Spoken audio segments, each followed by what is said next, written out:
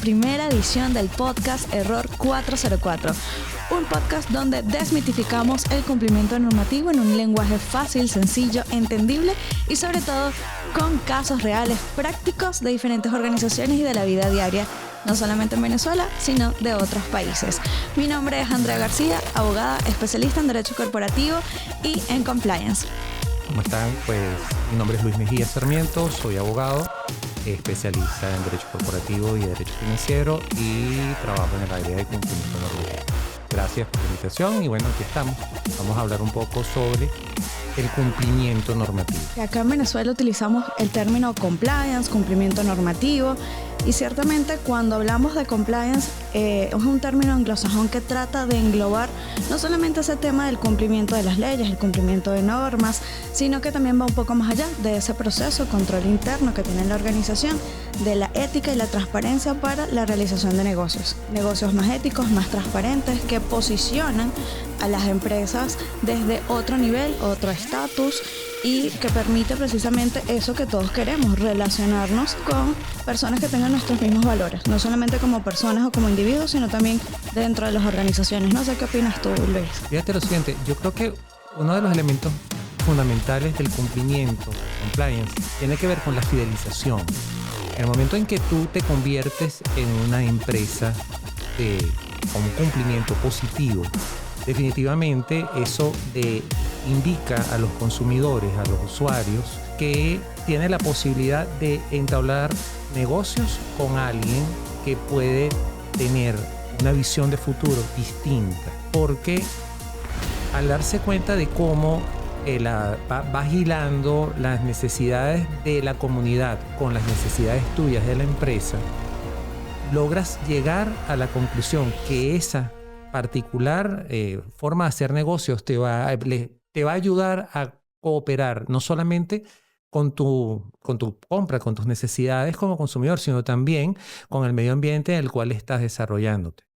Por eso es tan importante poder conocer el contexto de la organización y no solamente desde la parte interna, sino también al externo. Cómo estamos, cómo nos rodeamos como organización y cuál es ese valor agregado que podemos darle a esos diferentes actores con los que nos involucramos, ¿no? Esos stakeholders, terceros relacionados, que son tan importantes a la hora de hacer negocios, porque cuando lo vemos desde el enfoque quizás de una consultoría jurídica, bueno, solamente estás velando por los intereses de la organización. Sí, desde el punto de vista legal. Pero cuando vamos un poco más allá y hablamos del cumplimiento normativo, efectivamente queremos no solamente estar pendiente de eso, sino también de esos terceros relacionados, de nuestros clientes, de los proveedores, el contexto país que es tan importante, de nuestros reguladores. Fíjate, tú mencionas un término que quizás para muchas personas no es común, que es lo de stakeholders. El stakeholder es un grupo de presión, ¿ok? Son todas aquellas personas que dentro de la organización y fuera de la organización van a intervenir y van a realizar acciones las cuales pueden estar a favor o en contra de tu modelo de negocio. Un ejemplo, tu modelo de negocio es tener una cochinera. Los detritos de los cochinos y todo ese proceso industrial, tú lo lanzas a una quebrada y llega la gente de la comunidad y te para tu proceso industrial. Eso es un stakeholder. Internamente, tú tienes una empresa pequeña con 7 trabajadores. Fuera de la junta directiva, que quizás eres tú y un socio, los otros 5 trabajadores es un grupo de presión interno.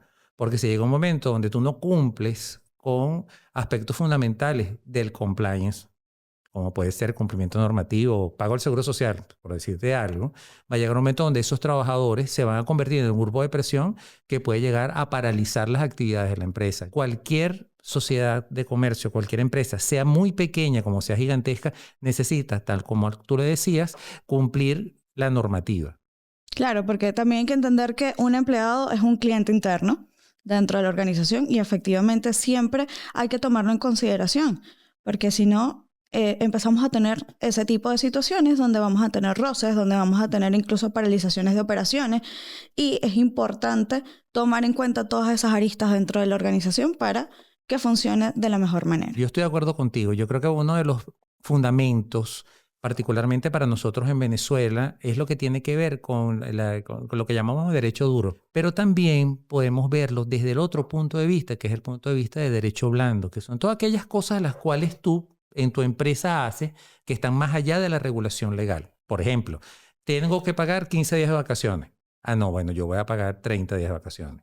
Ese tipo de cosas. Claro, entramos en esa parte de autorregulación donde yo digo como empresa cuáles van a ser esos mecanismos que yo quiero implementar, ese ir un poquito más allá, cuáles van a ser esos principios éticos, esos valores que como organización yo quiero implementar que van a ayudar a que cada vez sea más sólida la organización y lo que yo digo que es sumamente importante, la parte ética. Una duda. Okay. Ética en los negocios. Tú necesitas registrar un acta de asamblea con carácter de urgencia para poder acceder a un crédito bancario. Y tú sabes perfectamente que en el registro mercantil te puedes tardar 200 meses en poder realizar un acta. ¿Hasta qué punto es necesario que tú veas cómo esa necesidad de la empresa puede convertirse en un problema ético al momento en el cual necesitas solucionar un problema que se te está presentando y que la solución puede venir dada por algún mecanismo que esté un poco reñido quizás con la normativa? ¿Hasta qué punto eso deja de ser ético? ¿Y hasta qué momento tú crees que la ética, como parte del cumplimiento normativo, debe limitarse a la necesidad de la sociedad? Es interesante tu pregunta y es hasta bastante complicado, ¿no? Porque desde el enfoque de los administradores de la empresa, pues siempre van a abogar o van a estar prestos a que los negocios empiecen a fluir independientemente de cuáles son esos trasfondos que hay, ¿no?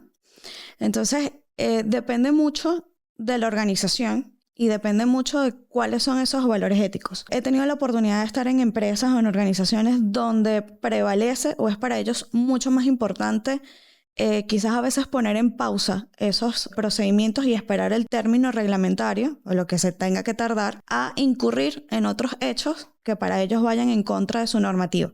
Es que yo estoy de acuerdo contigo justamente en eso. Es decir, independientemente de la necesidad del negocio, de la necesidad de hacer negocios, lo primero que tú tienes que tener es un marco normativo interno, un código de ética, un código de conducta que te indique cómo debes actuar en esos momentos. En el momento en que tú violentas tu propia normativa interna en materia de código de ética, de código de conducta, estás mal, porque no puedes ir en contra del espíritu, lo que llamas tú el ADN empresarial.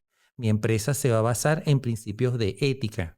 Esos principios de ética no pueden verse subyugados por la necesidad de poder solucionar un problema indeterminado. Como estamos hablando de registro mercantil, te puedo hablar de los bomberos, te puedo hablar de 200.000 cuestiones fiscales o parafiscales, las cuales en un momento pueden llegar a paralizar las operaciones normales de la empresa, pero no por eso, violentando un principio de compliance, tú vas a dejar de un lado esa ética empresarial para la solución de un conflicto. Claro, pero eso es tan importante, la parte de capacitación constante a todo ese grupo de empleados, de colaboradores, de los proveedores, para que efectivamente se pueda dar cumplimiento a ese código de ética. Porque si yo tengo un código de ética donde yo no lo difundo, donde las personas no saben realmente qué es lo que está allí, pues efectivamente puede ocurrir hechos donde digan, bueno, yo no sabía, estaba en desconocimiento, no tenía mayor información y pensaba que lo mejor era actuar en beneficio de la organización. Pero es importante algo. ¿Cuántas empresas realmente tienen un código de ética? Eso es parte fundamental de un sistema de cumplimiento normativo. Que los empleados sepan qué, el cuál, el por qué y hasta dónde puedo llegar. Y esos son manuales. ¿Cuántas empresas realmente, fuera de las empresas que tienen la obligación legal de tener un código de ética, un manual de buen gobierno corporativo, conozca a su cliente, conozca a su proveedor y demás, etcétera, lo tienen fuera de esos sujetos regulados obligatorios? Si tú te pones a analizar, no son la gran mayoría, por el contrario, son muy pocos. Y cuando se te acerca algún cliente con la necesidad fuera de sujetos regulados de tener ese tipo de manuales o de tener esos sistemas de compliance, es porque probablemente le están realizando acciones o le están realizando trabajo a empresas multinacionales que se lo están exigiendo para poder seguir haciendo operaciones con ellos. En la práctica, yo he visto que cada vez hay muchas más organizaciones que están implementando toda la parte de la autorregulación, a pesar de no ser sujetos regulados, están buscando mayor orden, mayor control, tener mayor seguimiento de sus procesos. Y es como dices, es para tener mejores relaciones con empresas extranjeras. Fíjate que muchas empresas no se dan cuenta de la necesidad de la autorregulación, como tú bien la llamas, hasta que tienen al inspector en la puerta. Es cuando se dan cuenta de la necesidad que tenían de poder regular y de poder realizar acciones. Es más ser preventivo que reactivo. Y lamentablemente, y tú lo sabes por la práctica, la mayoría de las empresas funcionan de manera reactiva. En el momento en el cual tienen el problema es cuando comienzan a buscar cuáles van a ser los mecanismos para poder solucionarlo. Como parte del tema del compliance y para hacerlo mucho más fácil de digerir y de entender para todos los que nos están viendo, vamos a poner un ejemplo quizás un poco más práctico, un partido de fútbol, por ejemplo, ¿ok?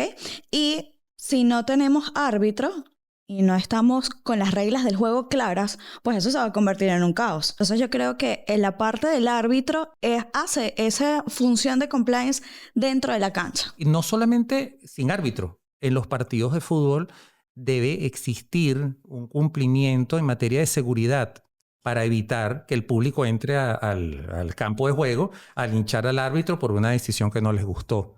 Yo creo que eso es muy importante en el momento en el cual nosotros podemos ver con ejemplos claros cómo la falta de cumplimiento puede conllevar no solamente problemas como llamábamos éticos, sino también problemas graves en materia legal. La falta de pago del seguro social, por darte un ejemplo. ¿Cuántas empresas tienen trabajadores que no están inscritos en la seguridad social?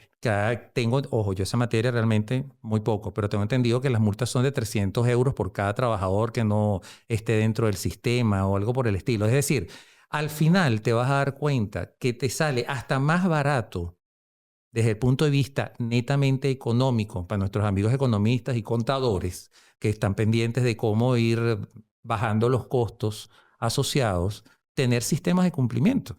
Si tú tienes un sistema de cumplimiento bien instaurado, eso te va a ayudar definitivamente a que tu empresa baje costos operativos. Sí, lo que pasa es que nos han vendido o se ha creado la cultura o el pensamiento de que compliance es igual a gasto, cuando debería ser visto como una inversión. Porque como bien decías, es una manera precisamente de ser preventivo, de evitar que ocurran ese tipo de riesgos y poder tener la posibilidad de mitigar eso. Pero lamentablemente los economistas, los contadores, los dueños de empresas siempre están pensando como que es un gasto, de que no es necesario. Eso es uno de los mayores mitos que yo creo que existen en el compliance, sobre todo acá en Venezuela, porque dice, si yo no soy sujeto regulado, ¿para qué lo voy a tener? Es como que no es necesario para mí. En algún momento, cuando venga un regulador o alguien que a mí me interese me lo exija, pues efectivamente yo veré qué cartas tomar en el asunto. Esa cultura del gasto excesivo en materia de cumplimiento, que es lo que tú estás llamando, que es el gasto innecesario, la mayoría de las empresas no se dan cuenta que si tú tienes un sistema de cumplimiento en las áreas críticas, vas a tener un ahorro significativo al final. ¿Cuáles son las áreas críticas? Capital humano, legal, y lo que tiene que ver con legitimación de capitales, financiamiento del terrorismo y demás, etcétera. Tributos también. Y la parte tributaria, tienes razón, la parte fiscal. Actualmente las multas en materia tributaria han elevado muchísimo cuando estamos hablando en aspectos del CENIAT. Porque a veces el CENIAT tiene unos, pero igualito las alcaldías de las gobernaciones, tienen unas multas que son bastante elevadas. Esas multas pueden llevar a la quiebra a una pequeña empresa, pequeña mediana empresa, de una manera muy rápida y no lo toman en consideración, piensan como que eso no va a pasar, eso no es conmigo, no tomo cartas en el asunto y luego vienen los grandes problemas y empiezan, bueno, ¿ahora qué hago? Es que es el cuento de Pedrito y el lobo, ahí viene el lobo, ahí viene el lobo y cuando llega el lobo a la puerta es que estás quebrado. Ojo, y estamos hablando de multas. El problema es, por ejemplo, en materia tributaria, cuando pasas a la parte tributaria penal, no tienes beneficios, ni hablarte de legitimación de capitales y financiamiento del terrorismo. ¿Cuántos casos uno recibe? Por ejemplo, un médico que va a realizar una operación de esas de embellecimiento de una señorita y son $20,000 y se los entregan en efectivo y los reciben. O sea, imagínate tú de dónde puede estar saliendo ese dinero. Si a esa persona la agarran en la calle con esa cantidad de dinero, va a terminar mínimo en el SEBIN. Entonces, es como no darte cuenta que las acciones que tú puedes estar haciendo en tu empresa, que muchas veces las haces de manera inocente, pero las haces de manera inocente en desconocimiento de una normativa que es muy fácil de llevar a cabo. Yo considero que, bueno, los médicos, los arquitectos, los ingenieros, las profesiones no reguladas son sujetos los cuales deben tener un marco regulatorio en materia de cumplimiento. Claro, yo creo que es fundamental el tema de la cultura de compliance o de cumplimiento normativo, porque lamentablemente esas personas que reciben su dinero por el concepto de honorarios profesionales muchas veces desconocen efectivamente de que eso les puede traer o no algún inconveniente. Simplemente piensan de que están actuando en pro de su ejercicio profesional y que no debería ser mayor problema el recibir el pago. El problema es que tenemos que entender que existen unas regulaciones, que hay unos aspectos fundamentales en cuanto a la recepción de divisas, los montos, cuáles son los mecanismos que debería existir, cuál sería esa debida diligencia que deberían realizar para determinar de dónde provienen esos fondos. Y lamentablemente, como no hay una cultura y hay mucho desconocimiento, pues también los profesionales que no están regulados caen en ese tipo de situaciones. Precisamente, desde el nicho de negocios que tengas, desde una persona que tenga una panadería, un taller mecánico, hasta evidentemente una empresa de, qué sé yo, una constructora, etcétera, debe tener mecanismos de control y debe contar con los mecanismos necesarios a los fines de evitar que tu ejercicio profesional, el cual debe estar de manera simple, de manera pura, que cualquier persona lo pueda llegar y hacer un estudio del mismo o una inspección y que no tengas problemas. Llega un momento en el cual puede suceder que esa falta de control te conlleve desde multas hasta investigaciones en materia penal, que realmente no es que las multas no sean graves, pero si tú vas y calibras lo que es una multa en contra de un procedimiento en una fiscalía, creo que vas a preferir porque sí la multa, aunque te cierre la empresa. Ese es ir más allá. Como te hablábamos hace un ratiquito, es ser preventivo y no reactivo, no esperar el momento en el cual tienes el problema para reaccionar, sino tener una cultura que te permita a ti en el momento que te van a realizar la inspección, sea quien sea, ojo, te estoy hablando desde los bomberos hasta el CENIAT, tener tus libros al día, tener todo tu marco regulatorio que permita que en el momento en que te vaya a hacer una inspección no te agarren fuera de base. Por el contrario, invites a los funcionarios a sentarse, les presentes los papeles y no tengas que llegar a algún tipo, como hablábamos al principio, de acuerdos, entre comillas, los cuales van a ir en contra de una ética empresarial o en contra de la propia viabilidad. Recientemente me daban un ejemplo de un pescador y me llamó mucho la atención porque están haciendo una operación financiera y dicen como que mira, superas el límite de transacción. Y el señor le decía, pero es que yo soy pescador. Entonces, bueno, ¿cuáles son tus mecanismos para demostrar eso? Y el señor mandó una foto de su cava donde tenía sus pescados. Y decía, yo vendo langostas, camarones, langostinos, productos un poco más costosos, y en mi cava hay más de $10,000. No es que no los genero, no los produzca. Ahí está. Yeah. O sea, tengo 20 langostas, cada langosta cuesta $30, ya tengo $600. Y de ahí en adelante bueno, pero fíjate, las regulaciones, por ejemplo, en materia de turismo. Si tú vas a cualquier puerto donde tú vayas, donde hayan lanchas que hacen servicios turísticos, todas cobran en efectivo. Exacto. Y todas cobran en dólares. ¿Tú has recibido alguna vez alguna factura de un lanchero en ningún lado? En ninguna parte. En ninguna parte. Y cuando tú les preguntas, ya va, pero espera un momentico, tienes una lancha que caben 20 personas, cada persona te paga $20, haces 10 transportes al día. O sea, estás hablando que en un día de trabajo quizás esa persona puede ganarse $1,000 y pico, $2,000. Ajá, ¿y cómo tú insertas esas cantidades de dinero dentro de los canales regulares? O sea, porque yo me gusta preguntarle a lancheros, ya, pero tú agarras esa plata y vas mañana al banco y le depositas. No, porque entonces con esto compro los repuestos de la lancha. Ajá. Y esos repuestos de la lancha te dan factura. No, porque es un amigo mío que es el que tiene, que él me las acomoda y entonces me los deja más baratos si no pago con factura. ¿Y cómo tú contablemente llevas eso? No tienen contabilidad. No existe. Sí, por eso es que necesitamos entender los diferentes contextos. Y una cosa que siempre dejo muy presente en cada una de las capacitaciones que he dado y es que cada organización es distinta y hay que aprender de su negocio, entenderlo e igualmente conocer a los clientes porque escenarios tenemos muchísimos en Venezuela. Creo que también es importante hablar de esos casos emblemáticos y que sirven también para ejemplificar un poco más qué pasa cuando no hay compliance en las organizaciones. Y quiero traer a colación un caso de Volkswagen, donde ellos en el 2015 decidieron alterar de manera fraudulenta varios vehículos que en teoría eran de gasolina más económica, que iba a ser para cuidado del medio ambiente, y vulneraron a través de diferentes software y dispositivos dentro de los vehículos. Eso ocasionó en Estados Unidos y en diferentes países que efectivamente se dieran cuenta de que estaban vulnerando al medio ambiente, de que habían engañado, de que habían violentado sus propios procesos, donde efectivamente hubo un complot, una colaboración entre los diferentes actores de la organización. Hablamos entonces de que junta directiva estaba al tanto, de que el oficial de cumplimiento estaba al tanto, de que las personas que implementaron el software estaban al tanto, pero no hicieron nada. Lo que hicieron fue precisamente prevaleció en ese momento ese interés económico de la organización, pensando que no iba a ocurrir nada para ellos. Y efectivamente lo que trajo como consecuencia fue una multa bastante emblemática, además de que tuvo que resarcir el daño para todas esas personas que adquirieron vehículos con diésel.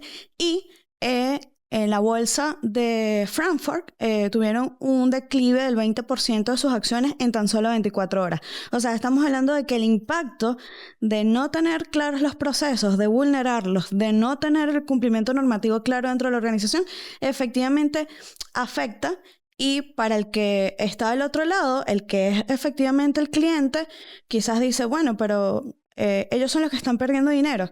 Sí, pero si tú eres el afectado porque tú tienes tu vehículo vale menos. Y tenemos que tomar en cuenta que incluso hasta el medio ambiente salió lesionado en este tipo de acciones. Ok, fíjate, yo creo que uno de los casos que a mí más me llamó la atención fue al lado, en Colombia. Hay una empresa de frutas que se llama Chiquita Brand. Chiquita Brand se puso de acuerdo y pagó una vacuna a las Autodefensas Unidas de Colombia con conocimiento de su junta directiva para evitar ser molestados o ser perturbadas en sus operaciones bananeras en la República de Colombia.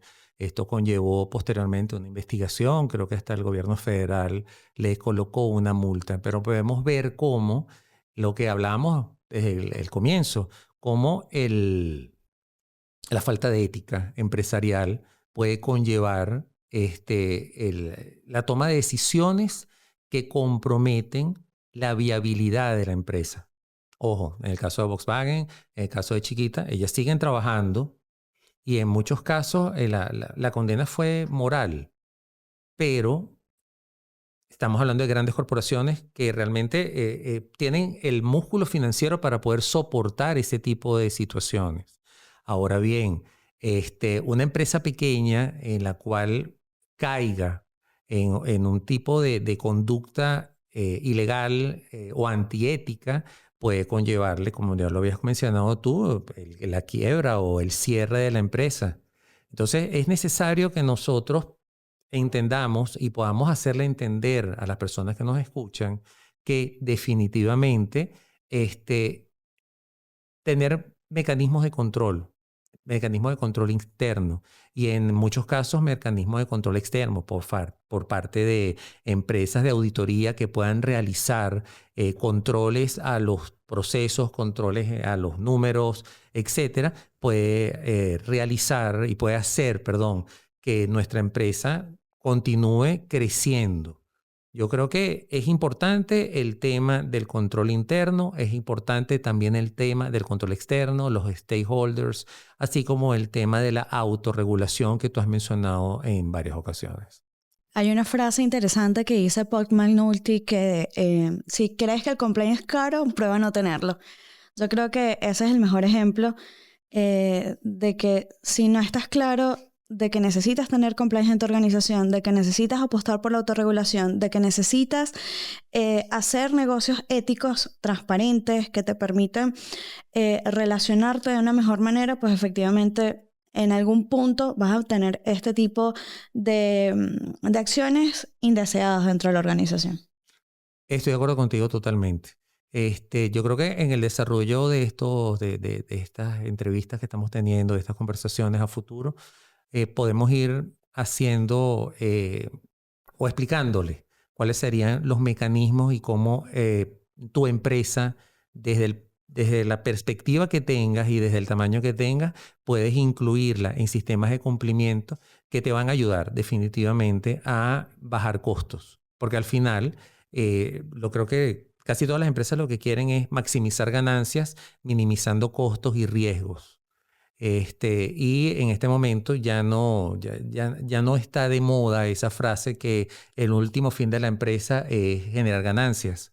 Hay ganancias que no son económicas, sino que por el contrario, hay ganancias que son netamente desde el punto de vista de fidelización, de imagen corporativa. Y hoy vemos cómo las marcas necesitan mejorar su imagen a los fines de evitar que la competencia se las lleve por el medio. Y es que uno de los principales activos de una organización es precisamente su reputación. Es un intangible, pero que es sumamente importante y que perder la reputación te puede ser algo de minutos, ¿ok? Una mala decisión, decir algo en redes sociales, o actualmente estamos demasiado expuestos. Y eso hace que podamos pasar de 100 a 0 en cuestión de segundos. Así mismo es. Y a eso súmale también en muchos casos lo que es la mala competencia, la competencia fraudulenta, como otras empresas, organizaciones y hasta el mismo Estado se puede confabular para ver de qué manera hace que una empresa pierda la credibilidad. Es importante eso que tú estás diciendo. Yo creo que mientras tú mayor credibilidad tengas y mientras mejor sea tu imagen corporativa, al final te va a repercutir no solamente en lo económico, sino también puertas adentro, en ese stakeholder que hablábamos de los empleados. Porque yo creo que una de las formas en las cuales tú puedes determinar cuando una empresa tiene buenos mecanismos de control es cómo están sus empleados. Cuando tú ves esas empresas donde todas las semanas cambian de empleados, son las empresas en las cuales no hay mecanismos de control, en las cuales los empleados no están contentos y por lo tanto lo que están es satisfaciendo una necesidad momentánea de un sueldo, pero lo que consiguen cualquier cosa igual o un poquito mejor, inmediatamente salen corriendo, porque no tienen fidelización con la empresa. Claro, es esa parte de sentirse parte de la organización, ¿no? De que realmente haya una interacción. Y uno de los aspectos, que eso sí lo rescato de lo que dice la norma en cuanto a estándares internacionales, en cuanto a ISO, donde efectivamente los colaboradores son sumamente importantes para la organización. Incluso ellos te dicen que lo ideal es fidelizarlos, porque es mucho más costoso volver a entrenar un personal, hacer todo otra vez la curva de aprendizaje, que ellos puedan acoplarse al equipo de trabajo. Entonces, más bien, abogan es precisamente a que tú puedas tener a esos colaboradores en las mejores condiciones. Totalmente de acuerdo contigo. Un trabajador contento no solamente es un valor para la empresa, sino es cómo esa empresa va a seguir surgiendo en el tiempo. Han habido accidentes laborales o problemas a nivel de maquinarias en los cuales un trabajador descontento te pone un destornillador dentro de una línea continua, una cadena de esas continua. Y eso puede generarte no solamente la paralización del proceso industrial, sino también te puede generar pérdidas, quién sabe por cuántos miles de dólares, entre acomodar la cadena o comprar una cadena nueva, etc. Y eso sucede cuando el empleado está descontento. Y el empleado está descontento, ¿por qué? Porque no tienes normas internas que permitan ver cuál es la necesidad real. Muchas veces la necesidad no es solamente económica. Muchas veces la necesidad es decir, mira, lo estás haciendo bien, te felicito. También darle un giro a la parte humana, que creo que es a veces más importante que la parte económica. Sí, el tema del salario emocional. Exactamente. Y hoy en día las grandes organizaciones se han dado cuenta de que ya no solamente es necesario que tú puedas cumplir con todos esos aspectos técnicos dentro de la labor en la que te estás desempeñando, sino también esas áreas blandas. Y organizaciones actualmente en un 75% abogan o esperan que seas mejor, tengas más habilidades blandas que incluso habilidades técnicas, porque saben que te pueden capacitar en eso. Pero todo lo demás, lo que va asociado a tus valores, la honestidad, la responsabilidad, el respeto, el compromiso, son cosas que ya tú traes contigo y que eso efectivamente te va a ayudar a que puedas desenvolverte mejor dentro del ámbito profesional. Sin lugar a ninguna duda. Ok, fíjate lo siguiente, Andrea. Yo creo que para concluir este primer podcast que estamos haciendo, es importante que hagamos un pequeño resumen. Número 1, la necesidad. ¿Por qué? Wow. El por qué es sumamente importante, pero más allá de eso, el para qué. ¿Ok? Y el para qué el compliance es precisamente para no caer en todo lo que ya habíamos hablado anteriormente. Evitar las multas, dejar de ser todo el tiempo reactivo, poder tener precisamente todos esos aspectos cubiertos en cuanto a la ética, la transparencia, tener mejores relaciones, poder precisamente tener una mayor reputación frente a esos terceros interesados en nosotros.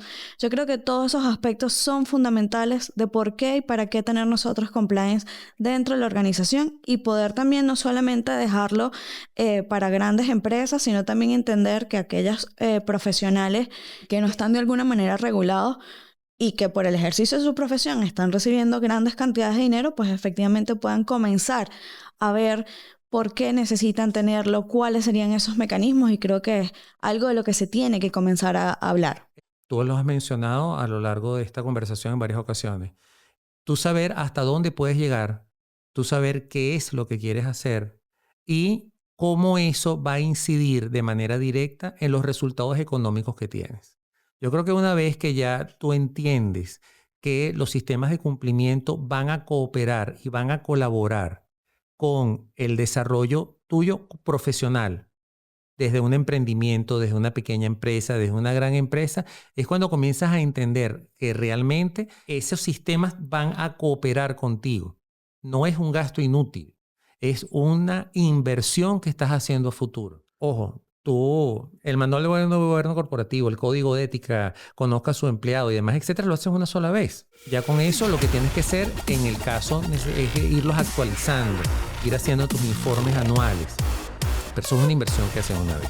Vas a empezar a contratar, por darte un ejemplo, con Coca-Cola.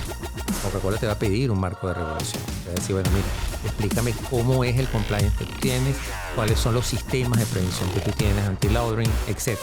Yo creo que eso es parte fundamental para que la gente pueda entender que tú vas a generar servicios y ese generar servicios va a conllevar la necesidad de tener sistemas que te permitan saber que estás cumpliendo con los requerimientos mínimos dentro de un marco global como el que estamos ahorita. Porque la idea de todos tanto como profesionales como empresarios, es precisamente eso, es surgir, crecer y no solamente ganar dinero, sino también posicionarte, porque el día de mañana que tú no estés, quizás un hijo tuyo continúa en la misma empresa realizando acciones. Uno de los ejemplos, Hugo Boss, Segunda Guerra Mundial, uniformes de las SS. O sea, si ellos no hubiesen hecho la mea culpa que hicieron y demás, etcétera, Hugo Boss hoy por hoy no existiese. La misma BMW. O sea, hay empresas las cuales han tenido graves problemas y graves conflictos, pero que han sabido dar un golpe de timón hacia el cumplimiento, lo que ha conllevado que ellas particularmente en este momento sigan posicionándose como puntales dentro de su área o nicho de negocio. Claro, y para los que nos están escuchando, pues en términos mucho más sencillos, recapitulamos otra vez con el ejemplo de la cancha, ese árbitro que precisamente podamos tener claras las reglas del juego. Así mismo. Y ya llegamos al final de este primer episodio de Error 404. Para mí ha sido un placer poder compartir el día de hoy, poderles traer un poquito más sobre el cumplimiento normativo. Espero que no se pierdan la próxima edición, que va a estar súper buena. Vamos a estar hablando no solamente de las bases fundamentales del compliance, sino cuáles son esos beneficios que podemos tener al implementarlo en las diferentes organizaciones. Así que estén muy pendientes de las redes sociales, no olviden seguirnos y nos vemos en un próximo episodio. Bye bye.